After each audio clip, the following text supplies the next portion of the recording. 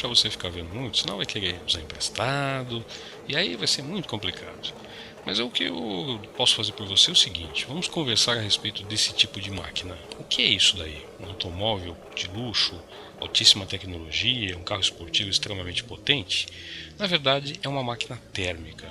Tá? E as máquinas térmicas, mesmo esses carros modernos, como você está vendo nesse vídeo, têm um funcionamento muito semelhante às máquinas térmicas lá do século XIX, como as Marias-Fumaça, como as locomotivas a vapor, por exemplo.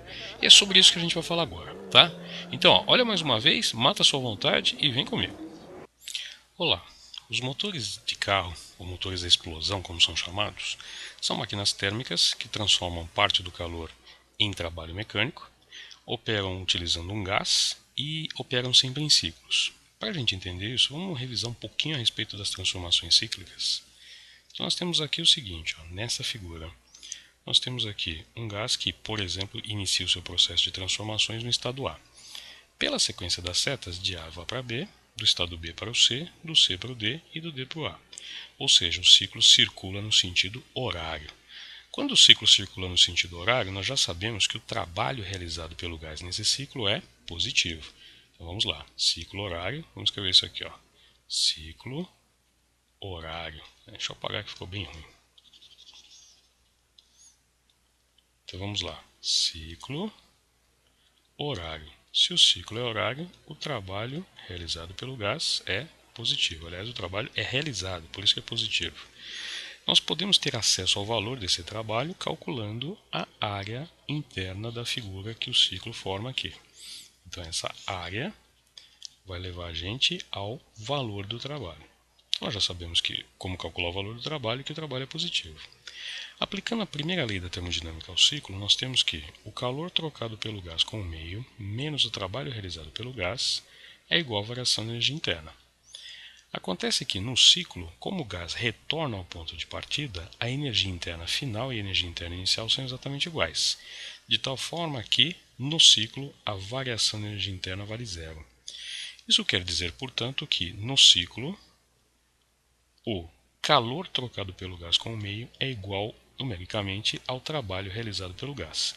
Agora, é importante a gente lembrar que esse calor trocado não é somente o calor recebido, o calor perdido, é o saldo desses dois calores trocados.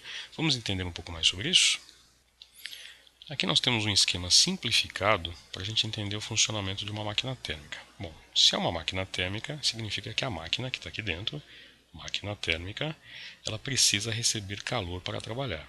Portanto, ela precisa de uma fonte quente para operar. Então vamos anotar aqui a nossa fonte quente. Temos aqui a fonte quente, que é a fonte de temperatura maior que eu vou identificar por T1. Se essa é a fonte quente, então nós temos o quê? Calor fluindo da fonte quente para a máquina. Vamos chamar esse calor de calor QQ, tá? Ou seja, o calor que vem da fonte quente. A máquina, recebendo esse calor, realiza ciclos e transforma uma parte desse calor em trabalho mecânico. Então nós temos aqui o trabalho mecânico realizado pela máquina. O excedente do calor não aproveitado vai ser levado, vai ser direcionado para uma fonte fria. Então nós temos aqui a fonte fria, uma temperatura T2, só para reforçar, T1 é maior do que T2, ok? Portanto, nós temos o seguinte: se a gente pegar o módulo do calor recebido da fonte quente e subtrair o módulo do calor cedido para a fonte fria, tá? Que é esse calor que está aqui, essa diferença é exatamente o trabalho realizado pela máquina. Tá? Eu coloquei aqui em módulo para a gente não se preocupar com a questão de calor recebido ou calor cedido. Então a gente pega os valores absolutos e faz a diferença, esse saldo aqui é o trabalho realizado pela máquina. Ok? E toda máquina térmica que opera em ciclos funciona desse jeito. Recebe calor da fonte quente, transforma uma parte desse calor em trabalho e o excedente é rejeitado para a fonte fria. E por melhor que seja a máquina térmica, ou seja, por mais eficiente que seja a máquina térmica, sempre haverá uma parte de calor rejeitada para a fonte fria. Não há nenhuma máquina térmica que consiga transformar integralmente o calor recebido da fonte quente em trabalho mecânico. Seria bom, seria fantástico, a gente teria uma máquina realmente bastante rentável, mas isso infelizmente não acontece, tá bom? Então vamos falar um pouco mais do rendimento das máquinas térmicas? Então vem comigo. Só para lembrar, nós temos o seguinte então: o calor recebido da fonte quente menos o calor cedido para a fonte fria, ambos em módulo. Essa diferença é o trabalho realizado pela máquina a cada ciclo. Pois bem, o rendimento de uma máquina térmica, que a gente pode representar pela letra R, pela letra eta do alfabeto grego ou por outra letra, ele pode ser calculado assim, ó. Quem é o rendimento?